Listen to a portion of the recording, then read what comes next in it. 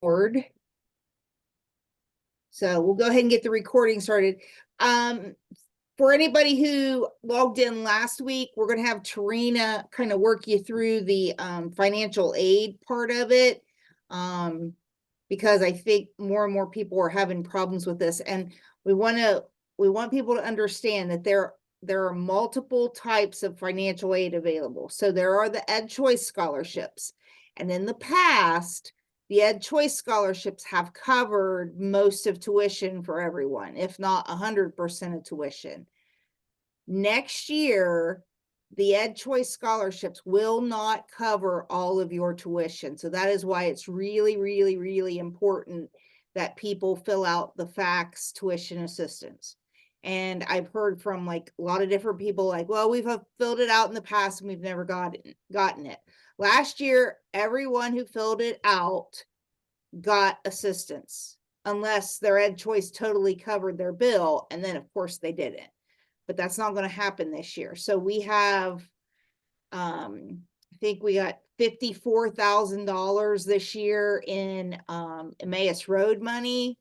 So that is there for us to apply. Priority has to go to those below 300% of the poverty level, but understanding that people under 450% of the poverty level are getting the full Ed Choice scholarship. That's leaving a lot open to those of you who may have only gotten $650 in Ed Choice money this year. So don't think that, well, just because I only got $650 in Ed Choice, I'm not going to get anything. We want to be able to bring the tuition down to a reasonable number for everyone. So we just need you to apply, because the way the laws have changed, we cannot give the money out if you do not apply by the deadline. So please, please, please, please do that. Now, there's Ed Choice and there's the Ed Choice income portal. You do not have to do that this year if you got an Ed Choice scholarship last year. So if you are renewing an Ed Choice scholarship, you do not need to fill out the income. Okay, it's all set. You do need to fill out income for FACTS. So I'm just going to toss it over to Tarina and let her kind of walk you through. She has agreed to use her account to show you how to do it. Feel like I need to also say that I have not done this yet, so we can go through it together. Laura, it says I can't screen share. Oh, my bad. Hang on.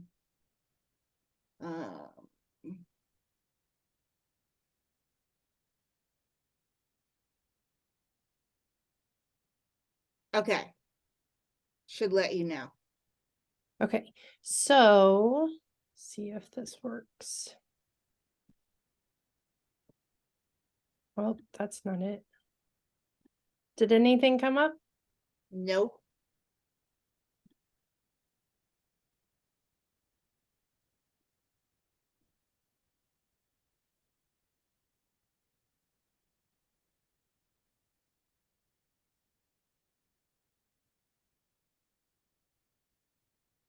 I'm working.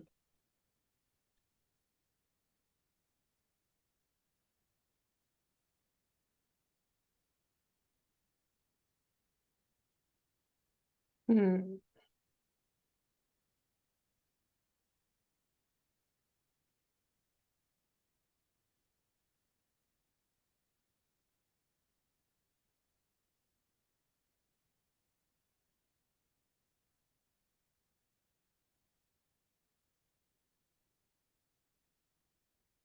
Here we go.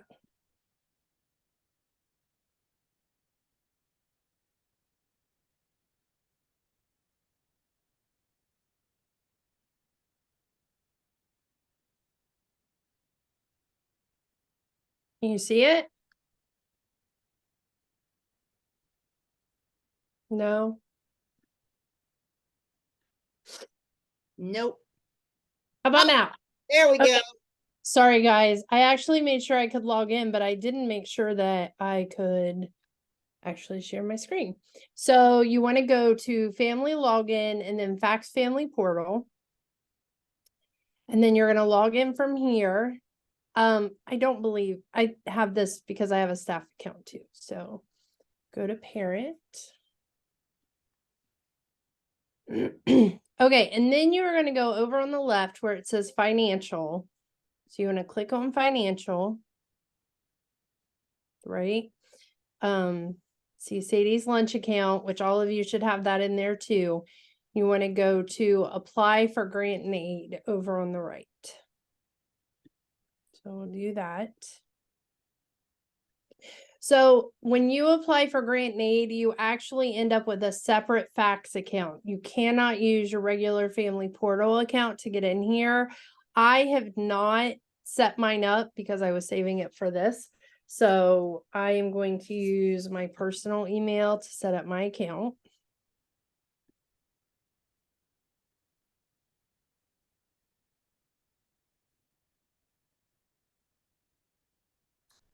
You guys get to see all the good stuff. Spell my name wrong.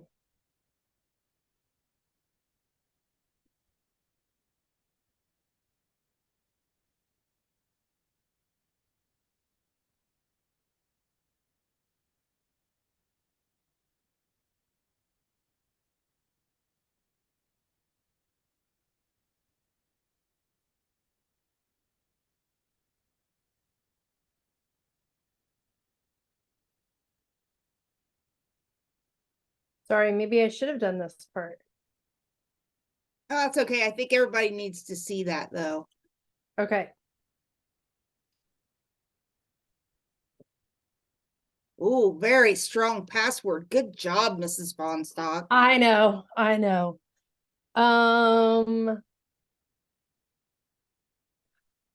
Is everyone gonna see this? Yes. Okay, I'm gonna stop sharing for a second. Hold on, I'll be right back. Come on, I was planning to log into all of your accounts now. I had to think of a PIN number that wasn't my ATM one. Everyone's getting into the Fonstock bank account, but don't worry, you won't get too much. Okay, so submit that. Let me go back.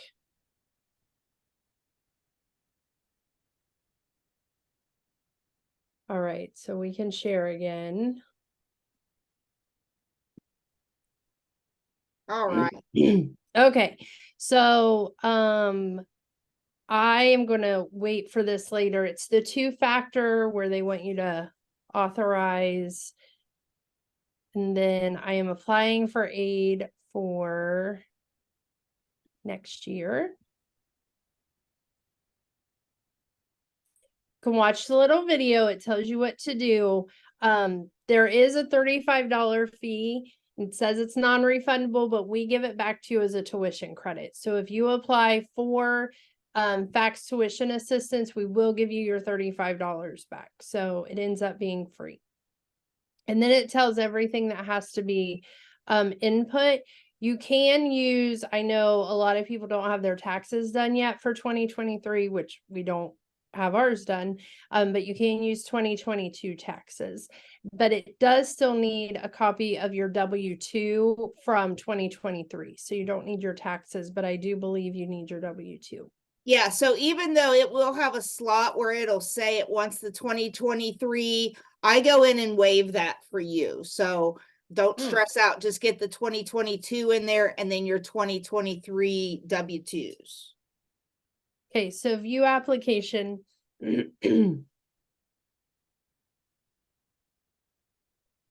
We're doing Bishop Flaget, and then we're in the Columbus Diocese. And people need to remember, we have our Emmaus Road scholarship money and endowments that are just for Flaget, but there is also a pool of money that the Columbus Diocese can give to any schools.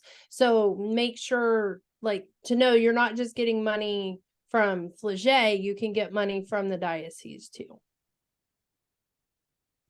So save and continue that. And also, like, if people need things scanned or whatever to upload, we can easily do that to help you out. You just have to bring it in. It takes 2 seconds. I'm gonna stop sharing and put in my social security number.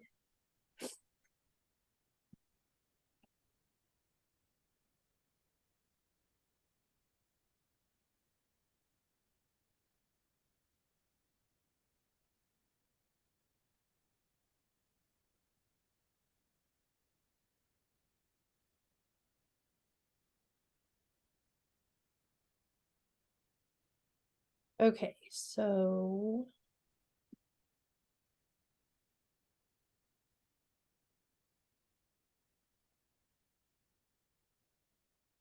All right, so I put in my social security number. Oh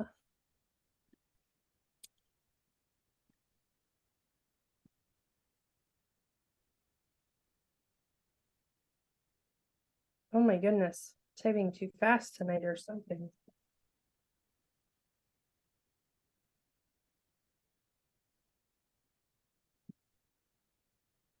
I know it asks for a lot of stuff, but none of this makes a difference when they assign like religious affiliation. The main thing they look at is they do look at poverty level, but everyone is entitled to money. They just start with the lower poverty levels first.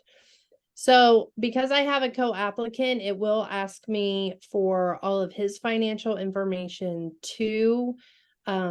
If it's just you, then it's a little bit easier. You only have to worry about one person.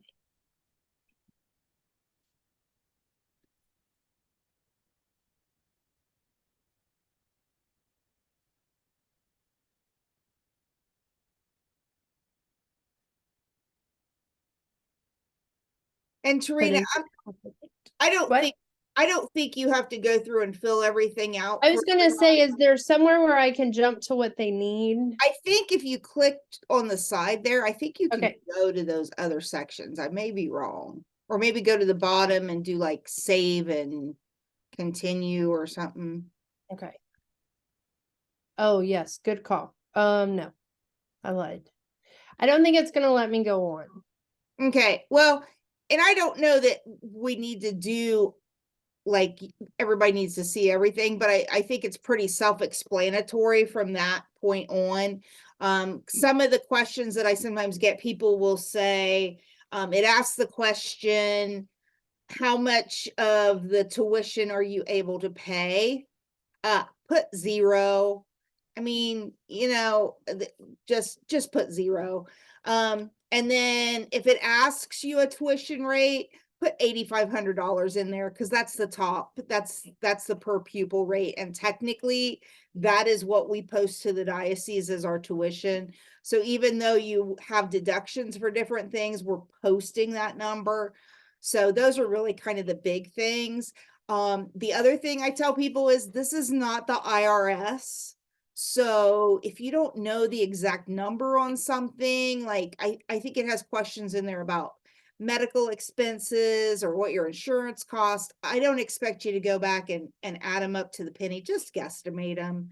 It's really just to give us an idea of where you are, and it creates a ranking for us. So like I said, it's not the IRS. If you forget something, nobody's going to come back and get you. It's really just kind of for our internal use. So the diocese uses it to award money from their tuition assistance fund, which they received $4 million into Emmaus Road this year alone.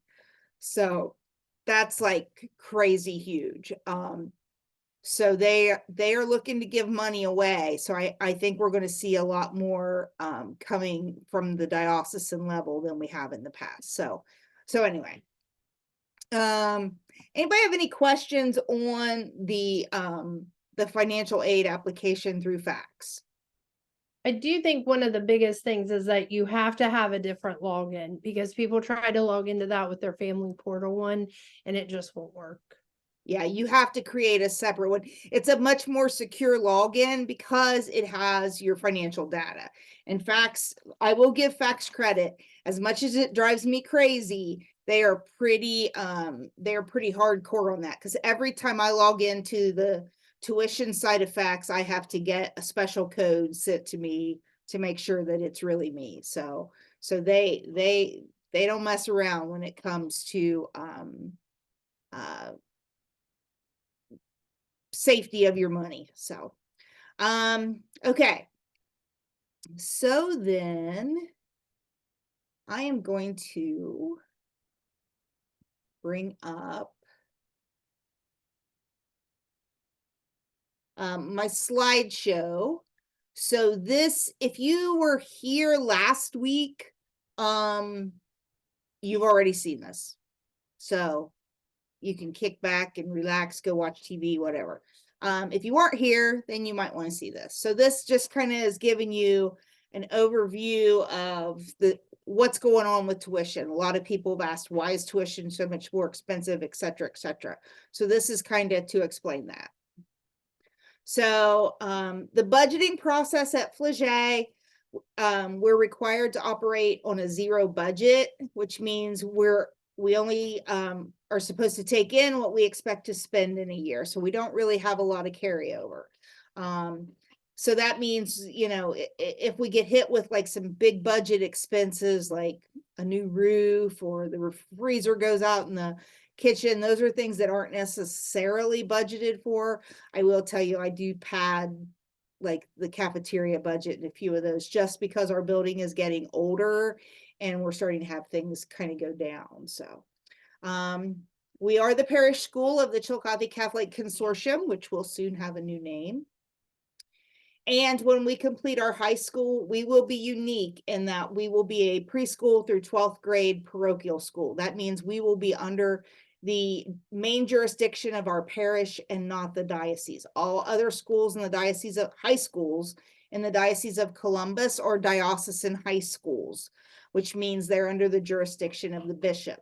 So Bishop Flagey High School that closed in 1986 was a diocesan high school.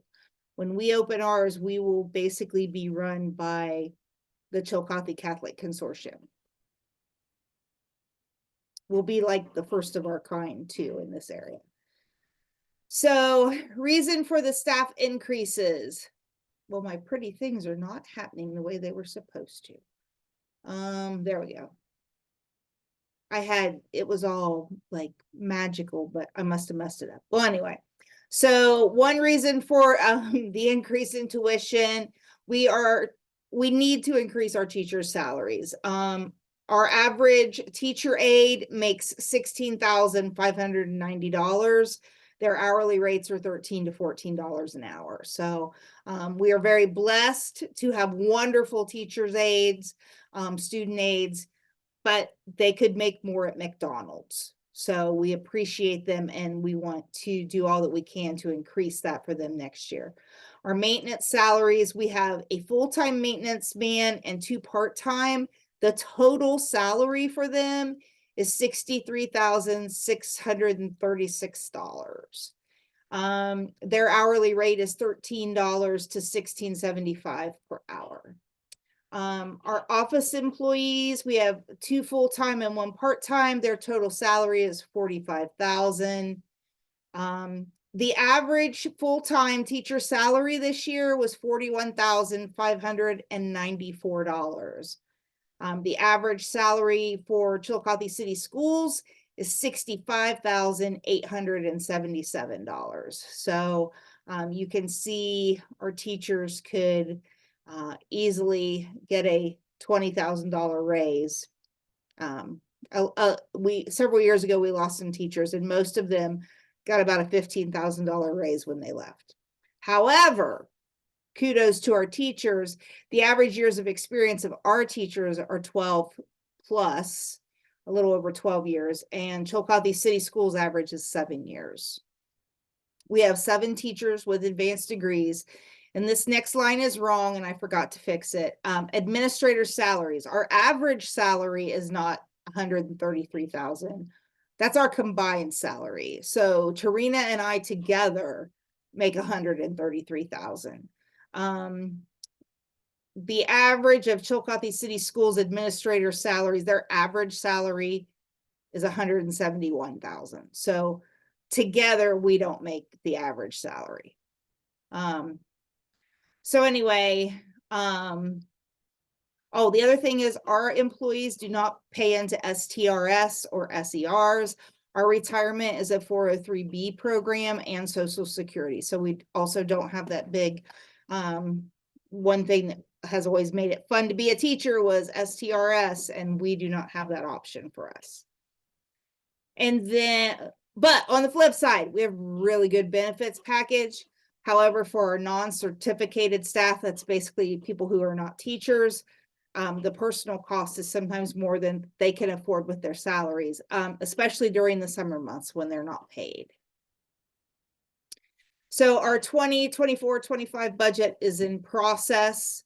As of right now, we have 156 million going, coming in from tuition, 240,000 parish subsidy, 278,000 in gifts, donations, and grants, $80,000 in other school income, and which that is administrative cost reimbursement money from the state. And then 93,000 is what we have planned for fundraising next year. Our expenses, $1.4 million goes to salaries. Benefits takes 562,000. Building expenses and utilities 111,000, and then technology, religion, class textbooks and supplies, office and classroom supplies is about 89,000. I have religion on here. Our other textbooks are purchased through auxiliary services money. That's money that comes from the state, and it is limited to being used for like a school nurse, textbooks, technology, speech. It can help with Mrs. Brown, our Title I tutor salary. So determining your cost of attendance. So I sent this is part of the worksheet that I sent home, but we start out with the cost of attendance at $8,500. And then your level 1 grant is your parish subsidy. So if you are registered within parishes of the Catholic Consortium, you attend Mass and contribute to the church through gifts of time, talent, and treasure, you would take $1,000 off of that tuition. Then the active family grant is $500. That's for 30 hours of service to the school. So that would take another $500 off of that. And I think there were several fundraisers that we gave minimum participation. We gave 1 hour of credit for those because we do realize that if you're selling flowers or different things, trash bags, you have to deliver them. That takes time. So we appreciate that. And then the multi-child grant, $250 per child when you have 2 or more children enrolled. That does not count pre-K or preschool. Oh, here's some of now my pretty little things work. Okay. Okay, so types of assistance, the Ed Choice Expansion Scholarships. So that's the biggie that came out last year that's based on income. You can get up to $6,165. So as you can see, that's not covering your full cost of attendance. The traditional Ed Choice, those of you who were lucky and got in and got the Ed Choice scholarship when the school that your child would have been assigned to was on the Ed Choice eligible list, you guys automatically get the $6,165 scholarship, so you don't have to worry about the income part, and keep renewing that, because as long as you keep renewing it, you keep getting it, even if your school goes off the list. And really, all of our area schools have gone off the list. The only Ed Choice eligible schools right now are Chillicothe Middle School and Chillicothe High School. The John Peterson Special Needs Project or Special Needs Scholarship, that is for students who are on IEPs. It can pay up to full tuition, but it depends on the cost of the child's services, intervention, OT, PT, speech, things like that. Your child is also, children who are on the John Peterson Scholarship are also eligible to apply for Emmaus Road, the FACTS tuition assistance. And I highly recommend that you do that, especially those of you who've had to pay out of pocket because the scholarship didn't cover all of your services. So then the two FACTS application ones, those are what we've been talking about, the diocesan tuition assistance and local tuition assistance. And then there is the prepaid discount. If you prepay the amount you owe by August 31st, I pushed it back to the 31st because the 15th is always a weird time. So if you pay that in full, you get $100 off, and that's per child. Again, preschool pre-K does not apply. Oh, here's all my little.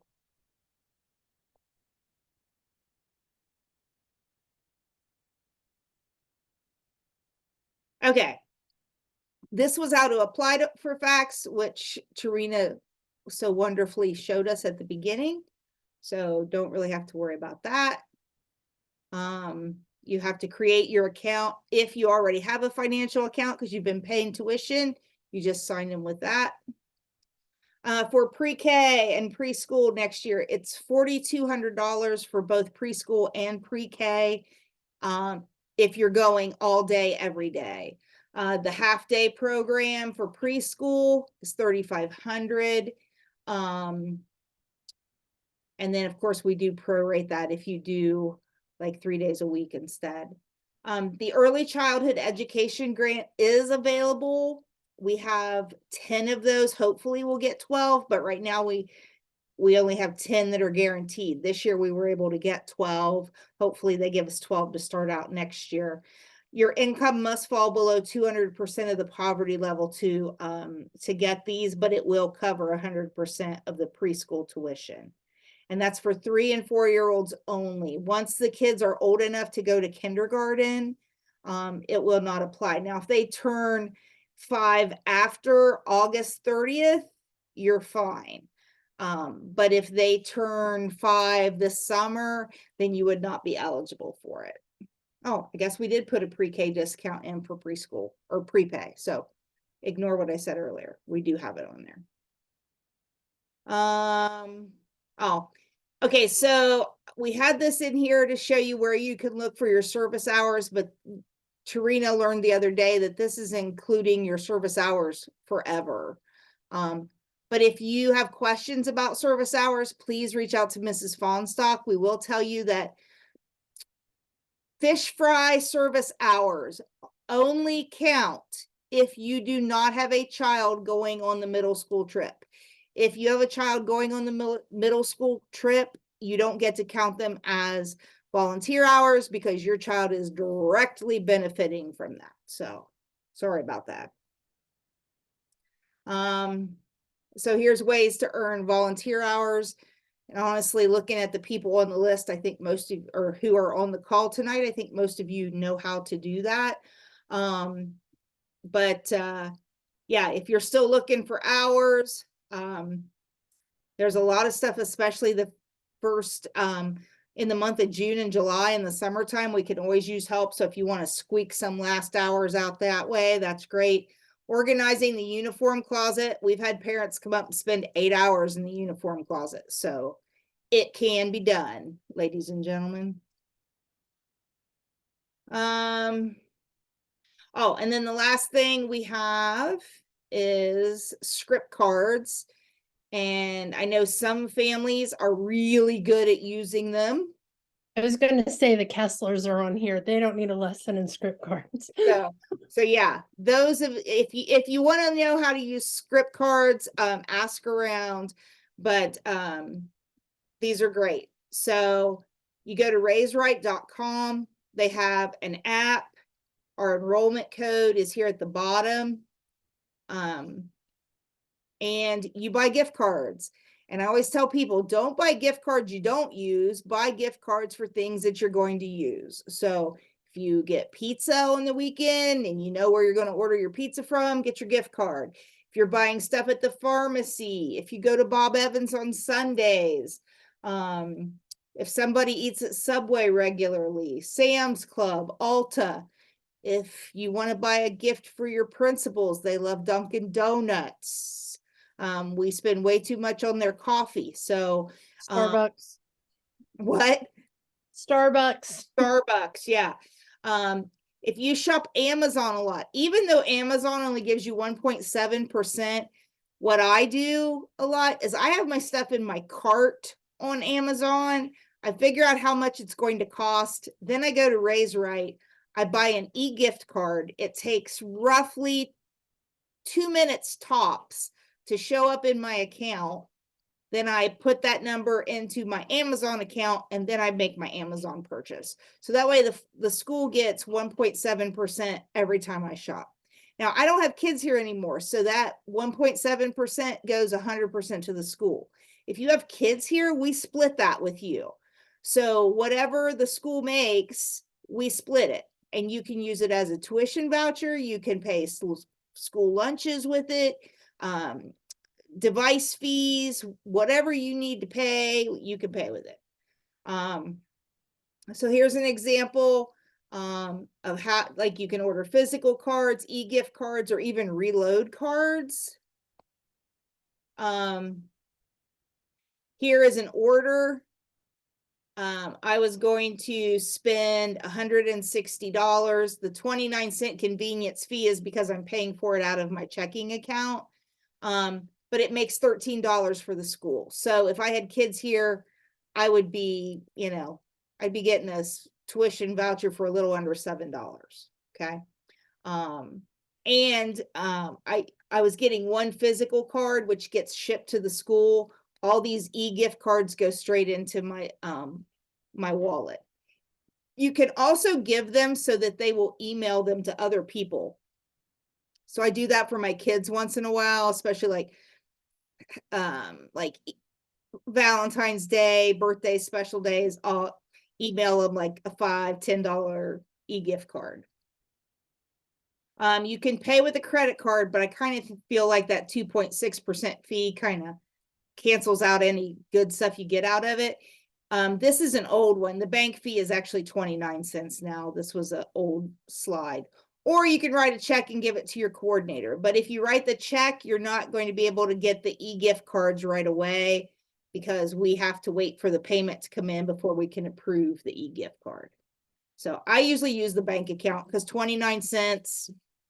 And when I'm in a hurry, I like that. So again, the mobile app is called RaiseRight. And then it also keeps your e-gift card. So you just pull up the mobile app and they can scan it from there. So yeah, we have had, in 4 months, we had one family that earned $518. So they got $259 to apply towards their tuition. On average, people earn about $150 a year towards their tuition.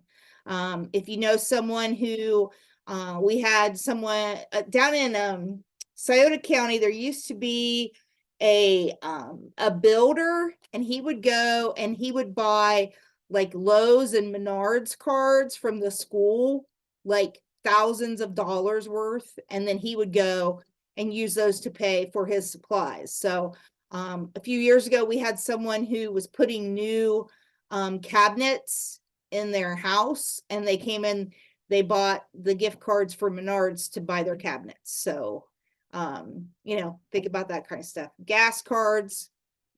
I always tell people money you're already going to spend. Here's Tarina's spending.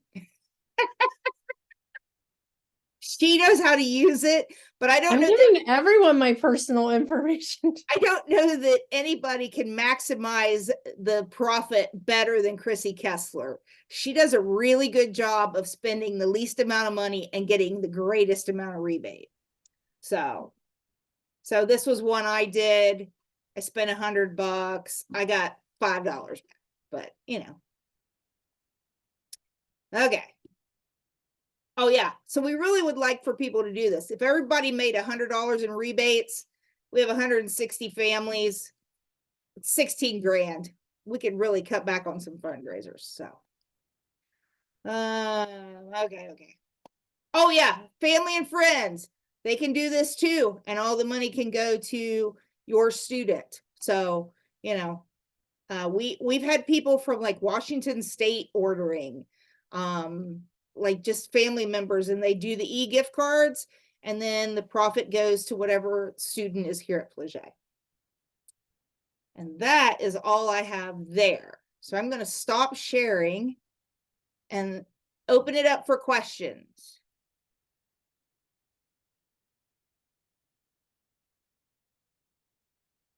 Anybody? I have one.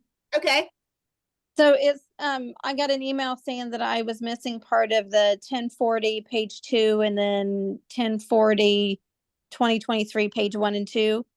So I just tried to upload those again. So will I get an email if those didn't go through? I would assume so. Are you talking about on the fax? Yes. Yes, and actually I will be checking, so I can go in and see if there's anything missing for anybody. I have like a dashboard, so I'm going to be checking that pretty closely over the next 10 days. So I will be in there like right before it looking to say, hey, you guys still need this or that. And like I said, some of the stuff I'm able to waive. So if it's like the 2023 taxes, I can waive those. So. Okay. I think I attached everything. I have originals if not. Okay. Yep. It usually takes them a couple of days to process them, but like I said, I'll keep an eye on it. And if I see anything pop up, I'll let you know. Thank you very much. You're welcome. Hey, it's Carla. I have a quick question too. Okay. I just want to clarify to make sure I get it right. So if we applied for the Edge Choice last year and we did it online with the income stuff, since there's two different ones, we just can do the paper copy. We don't go back in. We just do the paper download and then the documents that need, and we can just can we send that in with our child, or should I make a special trip and like walk it in? Send it with your child. However, if you make less money than you made last year when you uploaded it, go and do your income again. Okay, no, that's not the case, but Okay. So that's Okay. the only time they want, well, we shouldn't say that. Really, that's the only time you would need to upload it again, because you could potentially get more money. But yeah, okay, you can gotcha. send it in with Cameron. Okay, thank you. Now, if you start making a whole bunch more money and you want to tell them that you're making a lot more money so they can reduce the amount of your scholarship, you know, you go right ahead. No. I need all the help I can get. That's why I'm on here. So yeah, so once you're in, you're in. Because I think the state doesn't want to have to go through any more income files than what they did this past summer when they got like 100,000 applications like that. I can't even imagine. Yeah. Well, that's why it took, we still have a couple families that have not been approved yet. They're just sitting there waiting. So It was so much, so many people, I'm sure. yeah. So the key is, you know, talk to people if you hear anyone worried about paying, because you know, I don't want anyone to feel like, well, I'm only going to get this much and I'm not going to get. Our goal is to make sure that everybody can afford to be here. And they just need to talk to us, because, you know, there are a lot of things we can talk to people about that we can't always, you know, like email out to everyone, and everybody's financial situation is a little bit different. So please encourage them, or if they're having issues. The other thing is fax is great about answering questions. And I've told several people today, like, I just need to start, like, when I can't figure it out the first time, I just need to start calling them, because I'll spend an hour trying to fix it. And then when I call them, it takes them like 30 seconds. And then I feel like an idiot for waiting. So, but let people know, Tarina and I, that's what we're here for, is to help and answer questions and to make sure stuff gets done. And, you know, we can check on that kind of stuff. It's just, the one thing is we get a lot of like text messages and emails like, did I do this? Did I do that? People have to be a little bit patient with us, because we do have to actually go into the databases and look it up. And, you know, I don't always have it next to the bed. So, but yeah, but we can answer everybody's questions, and we're trying to stay on top of it and push everyone, to fill out that application, because it doesn't, no one should have to pay $7,000 to send their kid to Flagey. And all they have to do is fill out the application. That's really all it requires. So, and like I said, I don't want people to think, well, I make this much money, there's no way I'm going to get it. Yeah, there is way. In fact, I had a discussion with the finance guy at the diocese, and we were talking about they've got some ideas on some different structuring things to kind of work to make Catholic education so much more affordable and so much easier to go through this process. But a lot of it's just training people on a new style. And you know what? We're going to be able to give our teachers and our staff a nice raise this year, which I think will mean so much to them, because they give and give, and they really don't complain. I mean, we all complain, but they don't really complain about their salary or anything like that. And they're making a fraction of what they could make someplace else. So we want to do all that we can to let them know we appreciate them. We appreciate the sacrifice and the fact that they do see their job as a vocation, and they want to be here. So anybody else have questions?